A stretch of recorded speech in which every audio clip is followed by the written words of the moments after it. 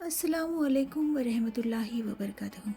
اب آگے بڑھتے ہیں حصہ 3 کی طرف، جہاں روحانی سفر کی اونچائیاں اور بڑھ جاتی ہیں۔ چوتھے آسمان سے رخصت ہو کر حضور صلی اللہ علیہ وسلم حضرت جبریل علیہ السلام کے ساتھ 5ویں آسمان کے دروازے پر پہنچے۔ یہاں کا نور پچھلے آسمانوں سے بھی تیز تھا۔ وہی پرانے دستور کے مطابق سوال و جواب ہوئے اور دروازہ کھلا۔ یہاں آپ کی ملاقات حضرت ہارون علیہ السلام سے ہوئی، جو حضرت موسیٰ علیہ السلام کے بھائی تھے۔ آپ صلی اللہ علیہ وسلم نے دیکھا کہ حضرت ہارون علیہ السلام اپنی قوم یعنی بنی اسرائیل کے درمیان نہایت محبوب اور معزز تھے۔ ان کی داڑھی بہت لمبی اور خوبصورت تھی۔ انہوں نے حضور صلی اللہ علیہ وسلم کو دیکھتے ہی نہایت محبت سے گلے لگایا اور نیک بھائی اور نیک نبی کہہ کر دعائیں دیں۔ چھٹے آسمان پر پہنچنے پر آپ صلی اللہ علیہ وسلم کی ملاقات کلیم اللہ حضرت موسیٰ علیہ السلام سے ہوئی۔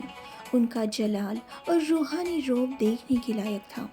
انہوں نے آپ صلی اللہ علیہ وسلم کا استقبال کیا، لیکن جب حضور صلی اللہ علیہ وسلم ان سے مل کر آگے بڑھنے لگے تو حضرت موسیٰ علیہ السلام کی آنکھوں میں آنسو آ گئے۔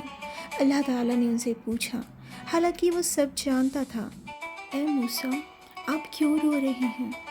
حضرت موسیٰ علیہ السلام نے عرض کیا، پروردگار، میں اس لیے رو رہا ہوں کہ یہ نوجوان نبی محمد صلی اللہ علیہ وسلم میری بعد بھیجے گئے، لیکن ان کی امت کے لوگ میری امت کے مقابلے میں کہیں زیادہ تعداد میں جنت میں داخل ہوں گے۔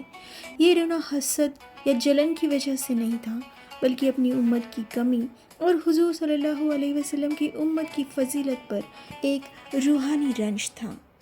اب آپ صلی اللہ علیہ وسلم 7ویں اور آخری آسمان کی سرحد میں داخل ہوئے۔ یہاں کا منظر بیان سے باہر تھا۔ یہاں آپ نے ایک ایسی عظیم ہستی کو دیکھا جو بیت المعمور یعنی فرشتوں کے کعبہ سے ٹیک لگائے بیٹھے تھے۔ جبریل علیہ السلام نے عرض کیا، حضور، یہ آپ کے والد حضرت ابراہیم علیہ السلام ہیں۔ ابراہیم علیہ السلام نے آپ صلی اللہ علیہ وسلم کو دیکھا تو ان کی خوشی کا ٹھکانہ نہ رہا۔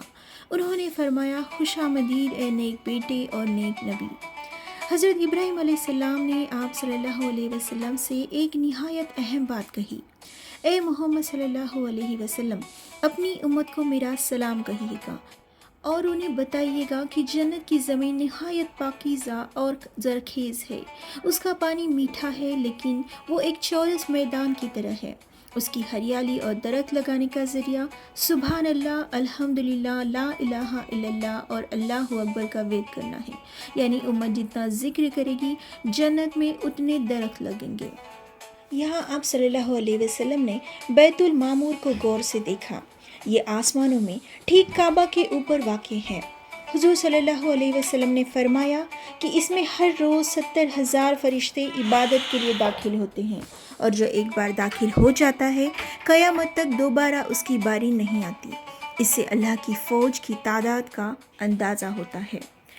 یہی آپ نے فرشتوں کی ایک ایسی جماعت دیکھی جن کے جسم کا آدھا حصہ آگ کا تھا اور آدھا حصہ برف کا۔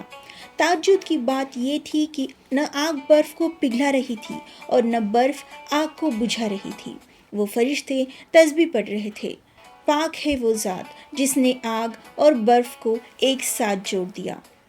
آسمانوں کی سرحدیں اب ختم ہو رہی تھی۔ اب وہ مقام آنے والا تھا جہاں کائنات کی ساری معلومات اور مخلوق کی پہنچ ختم ہو جاتی ہے۔ نور کے پردے ہٹنے والے تھے اور ایک ایسی حقیقت سامنے آنے والی تھی جسے آج تک کسی آنکھ نے نہیں دیکھا تھا۔